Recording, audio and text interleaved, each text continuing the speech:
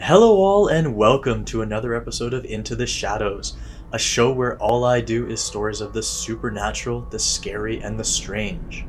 Make sure you're not walking through the woods alone if you want to make it to the end of this one.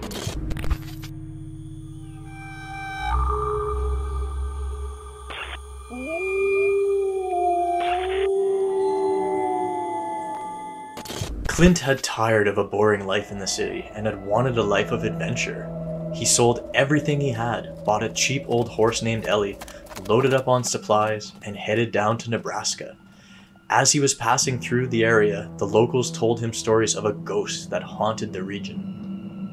They said that the spirit of a lost prospector roamed the areas, doomed to forever wander, stealing body parts off his victims to replace the ones he lost as the ravens slowly ate away at his decaying corpse.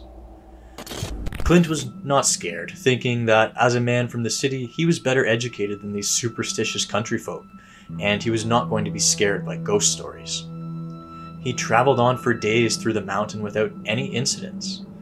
It was in the dim morning hours, and he was deep in a valley when he started to hear ravens.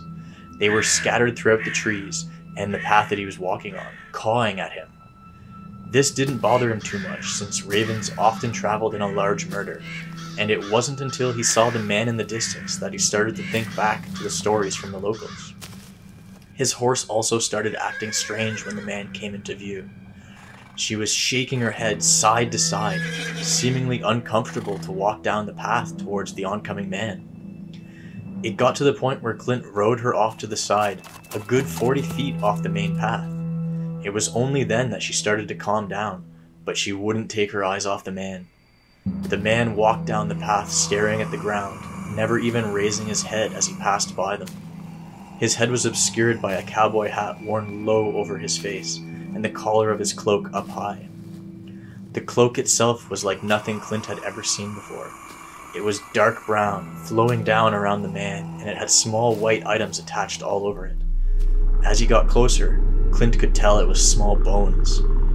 When he passed by them, the hairs on the back of Clint's neck stood up. There was something very creepy about that guy, and he was glad to be going in the opposite direction.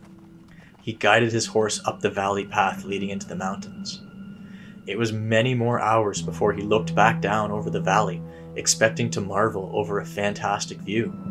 Instead, he saw with horror that the man he had passed before, the man on foot, had changed direction and was now following Clint. Staring down far below, Clint saw the man slowly trudging up the mountain path, head down, never looking up. The ravens were there too, black dots scattered around the man. He quickly turned and pushed his horse up the mountain, double time now.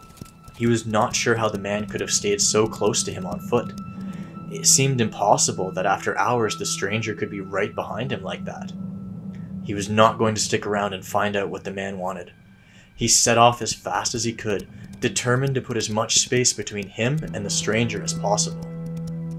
They pressed on without breaks, stopping only at fresh water for the horse to fill up, before back on the trail to make time. The time passed by slowly. The rest of the day, Clint didn't see the man, but he kept seeing ravens. They seemed to be watching him from the treetops. He rode his horse long after dark, not wanting to make camp. He was still afraid of the man he had encountered earlier, and terrified that the impossibly fast man would catch up to him in the dark while he slept. It was after midnight before he finally decided to call it a day and try to get some sleep. He had been pushing his horse hard, and they were both exhausted. He tied his horse up to a tree and set up a fire, glad to finally have some warmth in this cold Nebraska weather.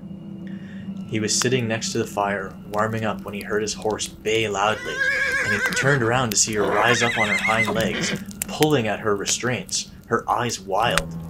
He shouted at her to steady, fighting fear down, telling himself it was just a skittish horse and trying not to think of the stranger from the valley.